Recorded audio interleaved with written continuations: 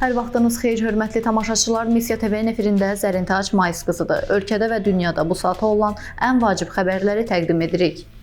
Azərbaycan Respublikasının Xarici İşlər Naziri Ceyhun Bayramov İraq Respublikasına rəsmi səfərə yola düşüb. Bu barədə Xarici İşlər Nazirliyi məlumat yayıb. Qeyd olunub ki, səfər çərçivəsində nazir Ceyhun Bayramovun İraq Respublikasının baş nazirinin müavini və Xarici İşlər Naziri Fuad Hüseyn ilə görüşünün, habelə digər yüksək səviyyəli ikitərəfli görüşlərinin keçirilməsi planlaşdırılır. Azərbaycan vətəndaşı olan 17 nəfər mayın 6-sında Almaniyadan geri qəbul edilib. Bu barədə Dövlət Miqrasiya Xidmətindən məlumat verilib. Bildirilib ki, proses Azərbaycan Respublikası ilə Avropa İttifaqı arasında icazəsiz yaşayan şəxslərin readmissiyası haqqında saziş çərçivəsində baş tutub. Moskvanın 3 hava limanında pilotsuz təyyarələrin hücumu səbəbindən uçuşlar məhdudlaşdırılıb.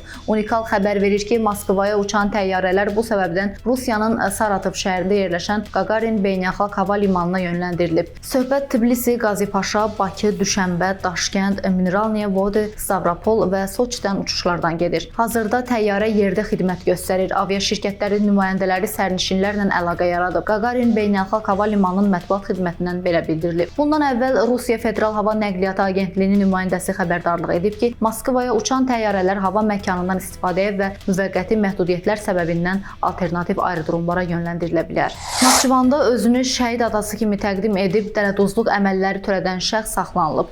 Daxil olan müraciətlər əsasında polis əməkdaşlarının həyata keçirdikləri tədbirlərlə silsilə dələduzluq əməlləri törədən Naxçıvan şəhər sakini 64 yaşlı Rizvan Qafarov saxlanılıb. Onun müxtəlif yalan vədlər verərək zərər çəkənlərin pulunu ələ keçirdiyi müəyyən edilib. Qafarov insanların inam və etibarını qazanmaq üçün özünü hər kəsə şəhid atası kimi təqdim edib. Faktla bağlı araşdırma aparılır. Pakistan-Hindistan müharibəsində ölənlərin sayı artmaqda davam edir. Missiya Reuters-ə istinadən xəbər verir ki, bu barədə Pakistan ordusu məlumat yayıb. Hindistan ordusunun Pakistana endirdiyi hava zərbələri nəticəsində ölənlərin sayı 26, yaralıların sayı isə 46 nəfərə çatıb. Hacıqabula dağlardan gələn sel 3 kəndi təhlükə altına alıb. Report xəbər verir ki, rayonda yağan güclü yağışlar nəticəsində əmələ gələn sel suları Yeddipara adlanan Udullu kənd ərazi vahidliyində yaşayış evlərini basıb. Sakinlərin sözlərinə görə Harami dağından gələn sel Şorbaçı 1-ci və 2-ci Paşalı kəndlərində həyətyanı sahələrə dolub. Sözügedən kəndlərin əhalisi çətin vəziyyətdə qalıb. Bununla bağlı artıq aidiyyəti qurumlar hərəkətə keçib. UEFA Çempionlar Liqasında bugün son finalçı müəyyənləşəcək. PSG ilk oyunda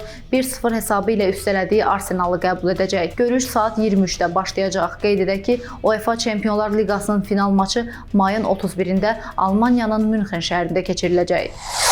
Belə hörmətli tamaşaçılar, ən vacib xəbərləri diqqətinizə çatdırdıq. Siz isə YouTube kanalımıza abunə olmağı unutmayın ki, videolarımızı operativ şəkildə izləyə biləsiniz. Sağ olun, salamat qalın.